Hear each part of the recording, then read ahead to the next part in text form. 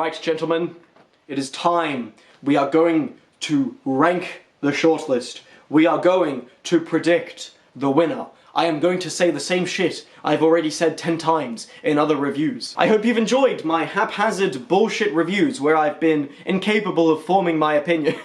I will do no better in this video. So I've read all 6. My ranking actually came out pretty easily because I think I've given pretty much every book different ratings, apart from my top 2.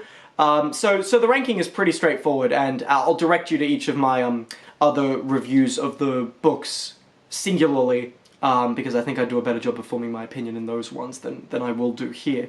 But I hope you guys enjoy, and then at the end I'll predict the winner. So let's go! Alright, at number 6 on my ranking is The Gospel According to the New World. The Gospel According to the New World, Maryse Conde's new book. Her last book, shortlisted for the International Booker Prize 2023.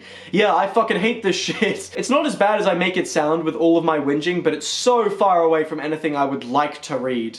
And it is insufferable. It's the only bad book, I would say, on the shortlist. Everything above that is either boring or good, and I think this was a toughie for me. And it wouldn't be bad if it was a third of the length. If it was a third of the length, I would actually enjoy it and think it was okay, but it drags, it is so repetitive, and it's like really annoying, and I don't know what the point of it was, and the characters suck, and it's one note. So yeah, that's my last place on this shortlist. Number 5, Stillborn. I do not remember if things happened in this book. Did things happen in this book? I cannot recall. Number 4, Standing Heavy. I am still the lone wolf on Standing Heavy because I think it's good. Basically, my shittest reviews with regards to this shortlist have been my review for the number 1 book on the list and Standing Heavy. And my Standing Heavy review is a mess because I don't even really know why I like it. It's so dense, it's so confusing and structurally kind of dissonant, but it's got something in it that I love. I just can't rationalize it. There's something about it that, like, hits to some kind of structural quality that I love, or hits to some way of telling a story and implying things that I love. But for the most part, like, again, I think it's a 5 or a 6. I don't love it. It's still 4th on the list. But I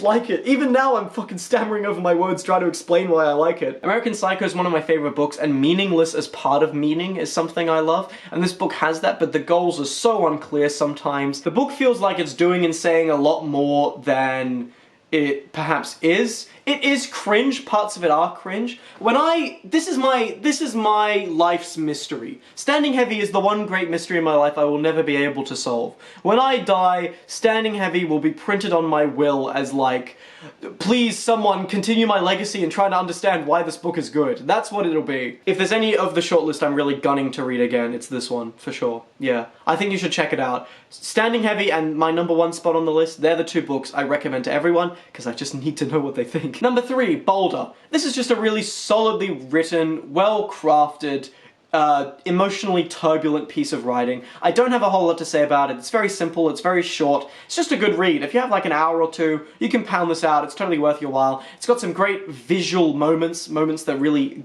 put a visual in your head.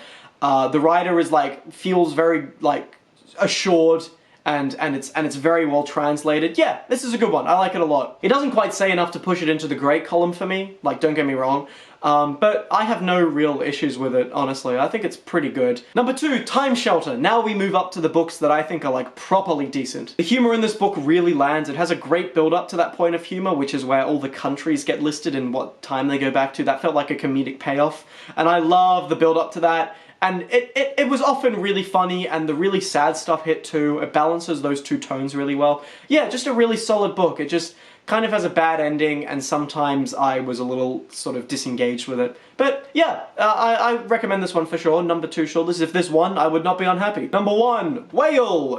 I think this is pretty comfortably my favorite on the shortlist, actually. I get confused about what the goals are. Again, some of it's immature, I don't know if I'm giving it too much credit, but the book is propulsive as fuck, it's really well written, it's often, like, very direct, And when it is hitting on the social themes and like the nerves, it's really good. It has some standout moments in it, and parts of it are very stellar. The people that love it have rationalized why they love it, and I agree with all of those reasons. I just feel that to a lesser extent. It's a great book, I think. It's very good. It's a strong 7 out of 10. And I would say that this would be my pick to win. I think that it should win. It's because it's the best one there. It's having the most fun. And even if I have some pretty big issues with it, overall I really enjoyed my time reading the book, and I could definitely read it again. But yeah, that's my top 6. That's my ranking from worst to best. I'd say the top 4 are all worth reading for different reasons, and the bottom 2 can go fuck themselves. Right, now I have to put on my cynical glasses and guess what's going to win. Right now the conversation is switching between Stillborn and Whale. Whale is the more stylish, hipper pick. It's kind of the 7 Moons of Mali Almeida pick. It's the most epic. It's doing the most. And it's the most ambitious for sure, whereas Stillborn has the most character subtleties and it's the most feminist, so it could win for that reason. But I'm actually going to go with my super duper uber funky Disco King bonus bet prediction, and I'm going to say that the winner is actually going to be The Gospel According to the New World. It's dead last on the bookie odds, it's dead last in my ranking, it's dead last in my fucking heart, like it's got a stone tied around its feet and it's been sunk into a pool, and that's because it is measurably bad. It's one note, it has a poor use of pace and location, the characters are bad, it doesn't have a point, right? Those are the reasons. But on paper, without reading it, the things that you can say for it on paper are very distinct. It's by a Caribbean woman who everyone loves and wants to win the Nobel Prize. It's going to be her last book, she said. It's about religion and it's about the ethos of her country, even though it isn't about that when you read it, but the book can say that it is on the back of the blurb and shit like that.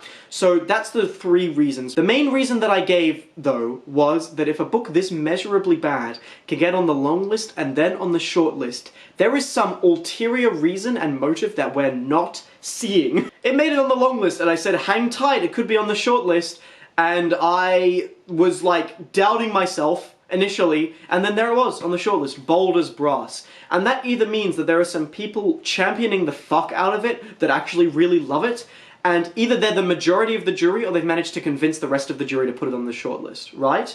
And when a book that bad happens, that means that the praise for it has to be incredibly intense, because it has to outweigh the more rational people who are saying, no, it's bad. And that's what nearly every reviewer on this site has said. Either way, on paper, Gospel makes a lot of sense as a winner. And I can see a jury going for either that or Stillborn. Stillborn's my runner-up, but I think Gospel's got it. And I just can't see any of the other 4 winning for some reason. I can't see Time Shelter winning or, like, getting that pick. I'm not seeing it in my head. I can't see Boulder winning, really. It's just, there's just something about Stillborn and The Gospel According to the New World that just kind of stand out in how a jury would pick something. And again, there's only 6 people in this jury, like, Tomb of Sand won over the Books of Jacob, and nobody saw that coming because I guess the jury just preferred that book. And I think in this case, when a book like Gospel is making it to the long list and the short list, I don't see any reason to stop predicting it now when the jury pool is so small. Yeah, that's my pick. So anyway, thanks you guys for watching my videos. Stay tuned for the winner that's happening on May 23. I'll put up a video of it pretty soon after it happens where I react to the live stream that they'll put up. So yeah, that's what it's been. I hope you guys have enjoyed these videos. They've done pretty well. I'm glad to see them get views and people commenting and saying what they like about the books. I'm very happy to see it. Thank you guys. I really appreciate it. I'll continue to make content similar to this. I'll continue to make book reviews in the way that I have been. I'll start making odder videos. I'll make videos that kind of branch away from the stuff that I've been doing with books.